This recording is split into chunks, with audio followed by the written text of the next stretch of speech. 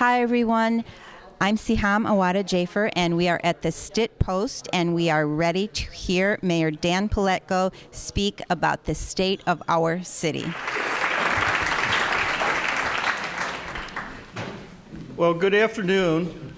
And first, I want to thank all of our community service clubs for hosting this great Michigan Week event. The Dearborn Heights Goodfellows, Dearborn Heights Kiwanis, Dearborn Heights Lions, and the Dearborn Heights Rotary Club. It's through all of your club efforts that you make Dearborn Heights a better place. On behalf of the residents, I want to thank all of you for all of your volunteer services. Now, before I get started in my State of the City address, I wanted to share a couple things with you. Some are kind of facts about the state, and then I want to share with you something I came across. As a lot of you know, I just love to read newspapers, and I came across something this weekend. I want to share it with you. But some facts about Michigan. In 1701, French Army officer Cadillac established the first settlement known as Fort Pontchartrain in the Detroit area. In 1805, the Michigan Territory was created, and then in 1835, like our football teams go to war with Ohio State, Michigan went to war with Ohio over a boundary dispute in the area around Toledo. And it really held up our admittance to the Union. And it was delayed in Congress. They came up with a settlement. They gave Ohio the city of Toledo, and we got this vast land called the Upper Peninsula. So I think we made up pretty good as a community. Back in 1835, in order to become a territory, for a territory to become a state, you had to have 60,000 people, which is very similar to our population in Dearborn Heights. And it's hard to believe in what was the Lower Peninsula, there was just over 60,000 people. But we were admitted on June 26, 1837, and we became a state. One of the things that I wear once a year, and it's a tie, it's a Michigan tie when I was in the legislature. I got this from the governor. All of us that were serving, the men, women received a different scarf in similar design. But I'm proud, and this is at least one day I can wear this tie, so I'm proud to have that particular tie. Now, the one thing I wanted to share with all of you is that I was reading the Ann Arbor News Jackson Patriot, I think it's called the Jackson Citizen Patriot, and they had a listing in which they called it Things You Should Never Say to a Michigander. So I'm going to share some of these and see if you think gets any kind of a reaction from any of you. But one is, starting out, Superman ice cream is gross. Now, according to the article here, it says, while no one knows the story of exactly where the cold treat came from, the rumor is that it originated in Michigan. No matter where it really comes from, Michiganders love the stuff. So you don't want to say that to a Michigander. Another thing you don't want to say to a Michigander, Aaron Rodgers of the Green Bay Packers is the best quarterback ever. That's something you don't want to do. Third thing is, I drive a foreign car. After all, this is Detroit, the Motor City. No one's making parts and assembling Mercedes and BMWs in this area. Fourth, Wisconsin looks like a mitten. Seriously, what kind of mittens do they wear in Wisconsin? Michigan is and always will be the only mitten state. End of story. A fourth thing that'll get a Michigander angry, Bob Seger stinks. How is it possible to dislike the man who penned Turn the Page and Night Moves? He's the greatest. And the last one, and one that I personally always find offensive, is when someone will come up to me and say, I graduated from the Ohio State University. Now, if you're a Buckeye, keep it to yourself. If you feel for some reason the need to mention your Ohio State background, make sure you leave that obnoxious "the" from the salutation. So those are 5 things that I think a Michigander would get upset about. So let me get to the state of the city. One of the things that is going to be a big initiative, and you're going to hear a lot about it, and we've been putting a lot of significance into fighting blight in the community, and our Ordinance and Animal Control Department will be teaming up with several other internal departments to initiate a citywide sweep through the summer to aggressively go after those whose residences, buildings, and yards do not conform to the property maintenance standards that are set in our ordinances. We've divided the city into several geographical sections. We are methodically contacting both residents and landlords and businesses alike in these sections to warn them we'll be coming into their neighborhood in a few weeks. We're allowing them plenty of time to get their places cleaned up and maintained, but once our sweep starts in those areas, those that are found to still be in violation of our ordinances will be immediately ticketed. Is this somewhat of a drastic move, you might ask?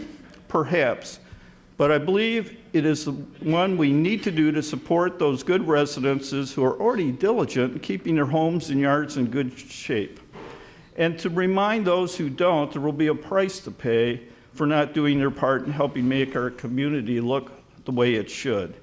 Now, in spite of the initiative, however, the fact still stands that to really address ordinance issues and blight, we need the help of all of you and all of our residents. Because even with several officers on the job, we still need to be contacted on those sites that need relief. Now, I'm not suggesting that we'll be over-policing this situation, but we do want to get it cleaned up. And it reminds me of an over-exuberant ordinance officer. This is certainly not the way we're going to handle ourselves, but I'll share it with you. We had an ordinance officer one time, and he went out to residents, and he said, "I need to get in your backyard." Gentleman looked at him, and the homeowner, and said, "Can't let you do that. Do you have a search warrant?" "Oh, I don't need a search warrant. See, sir, I got a badge. I can go in your backyard because I got a badge." So homeowner shook his head, and our ordinance officer went in the backyard through the fence, and he starts getting around the yard, and all of a sudden he sees the 2 meanest, largest dogs. You know the kind you see at a junkyard? That kind of a dog. And all of a sudden his reaction was, "I better run, get out of this backyard as soon as I can." So he starts running, sees the homeowner, and he yells out, Mister, call off the dogs, call off the dogs." And the homeowner yells back, "Show him your badge, show him your badge." Now, the conditions of our streets is another area of priority for the city, and we're making some progress on that front. We have resurfaced many of the worst of our streets, but our work continues. You will see improvements this year along Gully Road, South Beach Daly, Cherry Hill, Hazelton, Kennedy, and Pardee Street. And we know that this will mean a lot to our residents because the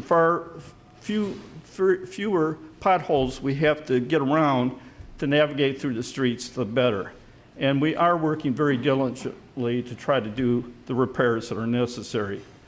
Another vital part of our infrastructure is ensuring our residents and businesses have access to reliable, clean water. Not long ago, Public Works Director Bill Zimmer informed me that the city replaced nearly 24,000 feet, which is almost 4.5 miles, of water main over the past year. And just last week, another major water main project began along Beach Daly from Warren Avenue to Haas. And speaking of water quality, our water, which is regularly and comprehensively tested, continues to receive a clean bill of health. Another important initiative taking place right now goes back to the devastating floods we experienced back in August of 2014. In March, we received word that the FEMA Flood Hazard Mitigation Grant application that we submitted in 2015 was approved. This grant will allow us to purchase and demolish 15 homes along Hanover Street, an area that is one of the most frequent and severely recipients of floodwaters whenever the Ecorse Creek rises above its banks. Once the purchase process is completed and the homes are demolished, these lots will become a natural retention basin. The city will seed the lots with native species plants and wildflowers that have significant long root structures. These plants will pull and store excess water deep into the ground to significantly decrease, and in most cases hopefully eliminate, the flooding around the Hanover neighborhood. Yet another example of an innovative project we are pursuing to enhance our residents' quality of life is our fire department's aggressive pursuit of something called the Community Paramedic Initiative. Fire Chief Dave Brogan and EMS Coordinator Lisa Martin continue their aggressive approach towards developing this concept that calls for our EMTs to provide individual at-home medical care to many of our residents, particularly our seniors and those with chronic health concerns. And it serves as an alternative to their visiting emergency rooms for more routine issues. This would not only give our residents better care, but would also help reduce the burden on our local hospital emergency rooms, all while providing a significant funding source for the department. In addition to help serve, because we're watching an escalating number of rescue runs all the time, and I think there are over 6,000 a year now, is that we received a SAFER grant, and it will allow us to add 3 additional EMT positions in the fire department, so we will now run another additional rescue, and we hope that that will give relief to the total amount of runs that we're currently witnessing. Another indicator that our community is enjoying good health comes from many businesses that we have welcomed over the past year. Some of these businesses include TJ Maxx store in the Heights Shopping Center, the Harris Hair Studio on Van Born. We've recently seen new ownership at the AAA Insurance Agency, the new Signature Group Realty office, and new Illusion Hair Salon, all on Ford Road. Telegraph also saw its share of business growth as well, and I know with this group, this is one of their favorite places, the Rusted Crow Distillery. It is a good place. The new Detroit Pizza Factory, Papa John's Pizza, and the complete renovation of the Wendy's restaurant. You're also going to be seeing major development along Ford Road. You've seen a lot of signs and people have exited between, it's on the south side of Ford Road, between John Daly and the Ram's Horn. There's other people that have come in to talk, and there's other major new developments that are going to take place on Ford Road, on Warren Avenue, on Inkster that we're aware of. We just can't make those announcements yet. The people have indicated, but major developments. I think if we go in a time capsule or something, or go to outer space and came back, you would not recognize some of these streets 3 years from today. They're going to be major, drastic, and it shows Dearborn Heights is a vibrant community that people want to come and invest in our neighborhoods, and that's a good sign. But even with the financial and business administrative successes, we can't forget that one of the biggest reasons people like to live in Dearborn Heights is because of our great neighborhoods and recreational activities. And throughout the summer, we got some really great events coming up. City's annual Spirit Festival, June 1st through June 5th. On June 25th, the ordinance is going to have a joint program in which it's an animal control pet vaccine clinic, and you can get vaccinations for $5, rabies shots for $5, and microchip for $10. I assume that's all for the animals and not those of us who bring them, right? On July 23rd, this is not an official event, but as many of you know, I like to, got a couple hot rods and I like to get out there cruising. That'll be the Telegraph Cruise Day. And so we can't officially sponsor that any longer. There's too much liability, but it's always a great event, and you can always see a lot of cars that you haven't seen for years and years. Family Fun Day is going to be August 2nd the annual citywide garage sale August 9th, and our Dearborn Heights professional firefighters will have their annual chili cook-off on August 16th. So there's a lot of great events. Hope to see everybody at those. And I'd like to close by saying that, once again, I'm extremely proud and honored that I've been given the privilege and the opportunity to serve as the mayor of the city of Dearborn Heights. I take that responsibility very highly and try to do the best job I can, but it is indeed an honor to serve as your mayor. And I also want to thank all the people in this room for what you do for the Dearborn Heights community and for the residents. You're the greatest. This city is the greatest. And thank you for inviting me today. Hello, everyone. We are at the Stitt Post, where Mayor Dan Paletko just gave the state of our city for Dearborn Heights. Welcome, Mayor Paletko. You gave a phenomenal speech, and Dearborn Heights is looking pretty good. Give us a little synopsis of your view of Dearborn Heights and where we're going from here. Well, I think the one thing that's very encouraging is all the economic activity that's taken place, and we should see some major developments along Ford Road, along Warren Avenue, Inkster, Van Born, and we're very excited about the fact that people see us as such a vibrant community that they're willing to invest millions of dollars into Dearborn Heights, and I think that just says more than anybody else could say good things about our city. Absolutely. As a planning commissioner, I'm seeing all these new businesses come in, and it is very, very exciting because we are the place to be at this point.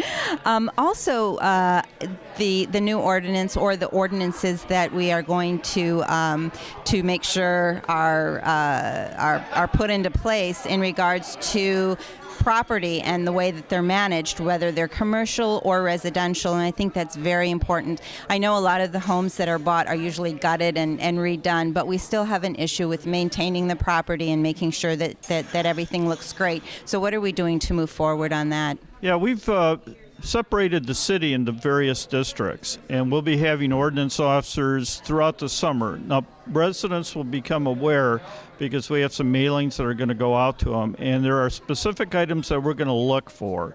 So the idea is to eliminate blight. So the residents will be forewarned that in a few weeks, our ordinance officers will be out there and they'll be looking for these type of violations. So we want the residents to clean up their property before.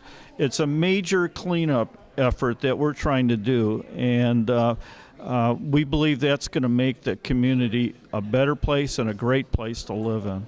Absolutely. So it's first a warning kind of thing, or this is what we're looking for. Please make sure this is cleared up, and then individuals will come back and find out whether the work is completed. Yeah, items that are going to be on the list are like if you have abandoned automobiles parked on your lawn, that's going to get you a ticket. If you have a wood stock in the backyard that's not properly raised, those are the kinds of things that residents will be subject to. And so you need to make sure your shrubs are cut, your grass is cut, and those kind of situations. Those are the things we're looking for. Everyone wants to live in a clean, kept up, beautiful neighborhood, and that's why we're getting a lot of commerce in, because we are a great city to live in. One of the other things is you had mentioned there's going to be an animal clinic, and as an animal lover, that is very important. So there's actually going to be a clinic for animals to go and get vaccinated for a very, very cheap price, $5 and $10 for microchipping. That's wonderful. And that's the same day that you can come, and it's there'll be a veterinarian here to take care of those. You'll be well handled. It's something that we've done and received the assistance of the Michigan Humane Society. At the same time, you can register your animal and get a license, so you can be in compliance with our city ordinances. And it's I'm trying to think of the date. I believe it was June 25th, and the prices are very reasonable. And we've done a couple of these before, and a large number of people have come out and they've told us that thank you so much. And so based upon the feedback, we're having another.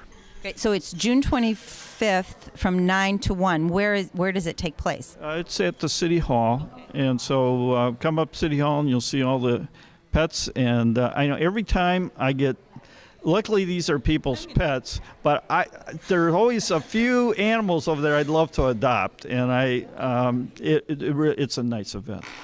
As an animal lover, I'm going to be there. June 25th, 9 to 1, absolutely. A lot of wonderful things are happening in Dearborn Heights, a lot of summer activities as well, which are really exciting. I know the Spirit Fest is coming up. Tell us a little bit about that and the other wonderful things that are happening for fun, basically, in Dearborn Heights. Yeah, the one that's coming up will be Spirit Festival, June 1st through, I think it's June 5th. It's the Wednesday through Sunday. And that's got a lot of great activities. Come out for the food fest. Please come out, walk with the mayor. We try to promote exercise. You get a free T-shirt. And these are collector's items. I have people that ask me about, how about pastures, things. And unless you walk, you don't get a T-shirt. So, and then the kids, a lot of rides for the kids. Great entertainment. A lot of the high schools on Friday night will be there. Jazz bands, cheerleaders, and they'll be demonstrating, and it's just a great camaraderie with people in Dearborn Heights. And so Wednesday is basically one price. You can ride the rides. Other events coming up, we're going to have in August our garage sale. So if you got stuff that you're cleaning up before the ordinance come, save the stuff so you can sell it for in August. Telegraph Cruise is always third, I believe it's the third or fourth Saturday in July, and family night, and a whole array of events, and we hope to see our residents out there. Absolutely. A lot of wonderful things happening in Dearborn Heights, and thanks to our mayor, Dan Paletko, for riding all those wonderful changes and making Dearborn Heights the place to be. Thank you for being with us today. Thank you.